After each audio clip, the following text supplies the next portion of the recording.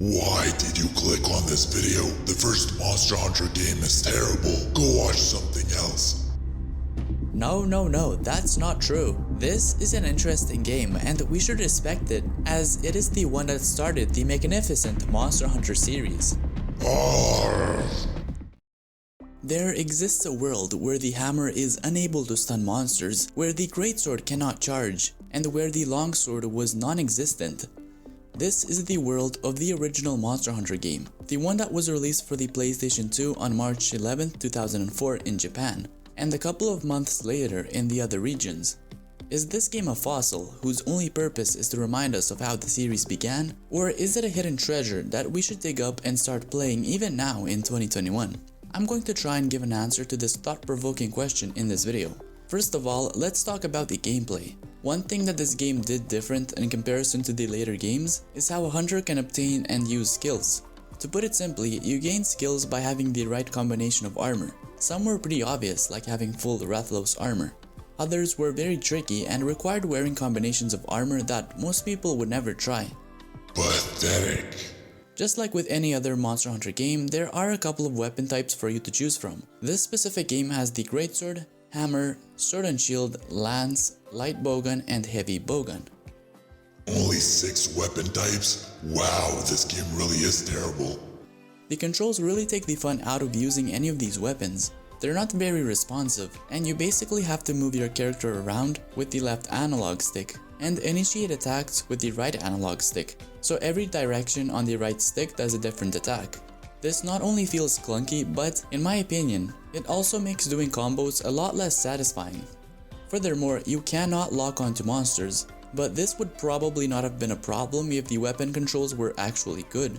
This is the first drawback of the game. The second drawback is the fact that it was undoubtedly meant to mostly be played online. In single player, you get less item drops, less rewards, and you have to do certain gathering quests that were clearly meant to be done online. For example, egg delivery quests that take way longer to do if you don't have at least one more player backing you up. In addition, there are certain monsters that you can only hunt online. These are Lao Shanlung, Fatalis, and Kirin. Right now you may be thinking, oh, is this actually a problem? I mean, these are just 3 monsters. Well, it kind of is, because if we eliminate them, then this brings the total number of large monsters to just 14. Only 14 monsters?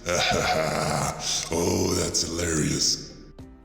Here is the full monster list. In my opinion, most of the ones that you can hunt in single player are just meh.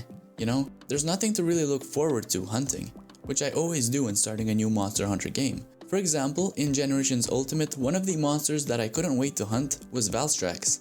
In Monster Hunter Freedom Unite, I was really looking forward to hunting Yamatsukami. But in this game, the feeling of excitement and anticipation for hunting a really awesome monster is just not there for me.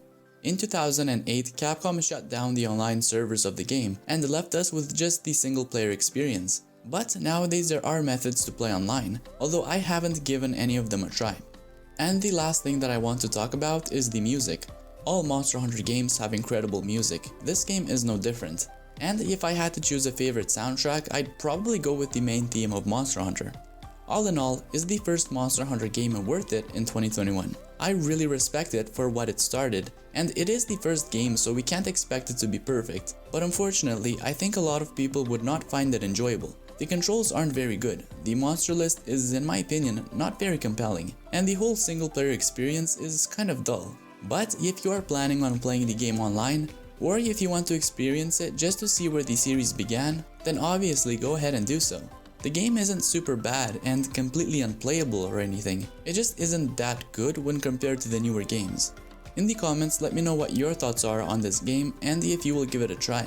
I hope you found this video interesting, and I'll see you in the next one. Subscribe or I'll delete your Monster Hunter save file. GameXNations is the best channel in the world.